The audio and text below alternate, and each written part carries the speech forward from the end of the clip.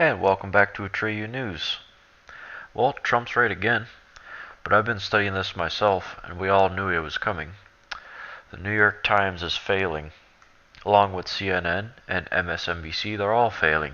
In fact, they'd all be out of business if they weren't receiving money from international corporations. Looks like President Trump was right again. The New York Times is doing everything they can to keep their doors open, while profits keep sinking. Sink, baby, sink. WSJ.com reports top executives at New York Times Company are getting paid less after the company said it missed its internal target for profitability last year. Well, no kidding. The only thing they put out is negative stories for Trump. Half the country voted, well, not half, but 60 million people voted for the guy. And the stuff they do put out's all false. So, looks good on him. The overall compensation for publisher Arthur Sulzberg Jr. fell 13% from the prior year to $5.1 million. That's still massive numbers. I'd like to see it around $30 per year. Chief Executive Mark Thompson saw his compensation fall 43% to $4.9 million, though it was impacted by a larger stock award in the previous year. Last month, the company posted revenue and profit declines in its final quarter of 2016 as a steep drop in print advertising revenue offset strong gains in digital subscriptions.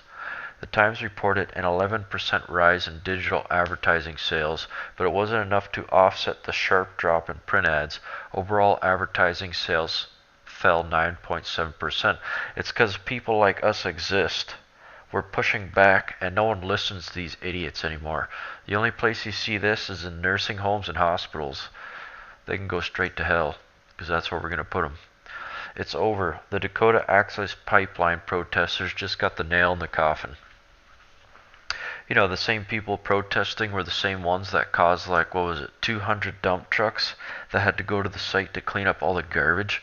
The Greenpeace people completely contaminated the earth in which they're protesting on. Hypocrites. NPR.org reported, in a decision on Tuesday, U.S. District Judge James Boasberg denied the tribe's motion for a preliminary injunction against the pipeline company. The tribes are arguing that the completion of the pipeline construction just north of the Standing Rock Sioux Reservation endangers their drinking water source, part of the Missouri River called Lake Ohi, and that the pipeline has damaged cultural sites. In explanation of his decision, Judge Boasberg laid out the progression of the case since it was originally filed last summer. Since last summer, the question of whether Dakota Access should route its oil pipeline near the reservations of American Indian tribes has endangered substantial debate both on the ground in North and South Dakota and here in Washington. At the start of 2017, that pipeline was nearly complete, save a stretch awaiting an easement that was designed to run under the bed of the Lake Ohi, a federal regulated waterway that forms part of the Missouri River and straddles North and South Dakota. Upon assuming office, President Trump directed an expedited approval process, and on February 8th, the Army Corps of Engineers issued the easement that permitted Dakota Access to drill under the lake.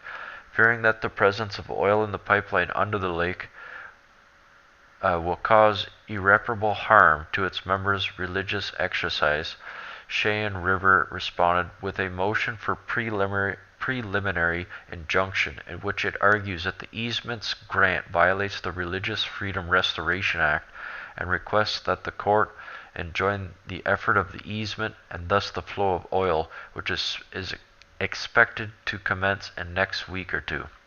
Well, the Dakota Access Pipeline is going to be quite a bit of jobs, built with American hands and American steel. You know what?